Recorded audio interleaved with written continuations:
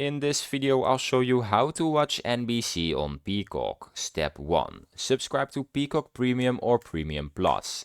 Sign up for a paid Peacock plan to access NBC shows and live NBC channels. Free tiers have limited access. Step 2. Log into your Peacock account. Open the Peacock app or visit peacocktv.com and sign in with your credentials. Step 3. Navigate to NBC shows or live channel. Use the search or browse function to find NBC shows like The Voice, Law and Order, and SNL.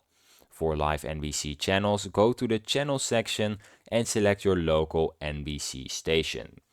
Step 4. Start streaming.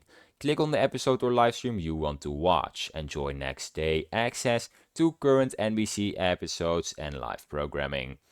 Step 5. Use supported devices. You can stream on your smart TV, streaming devices like Roku, Fire Stick, Apple TV, mobile apps, or web browsers. Ensure your device is connected to the internet with sufficient speed for smooth streaming.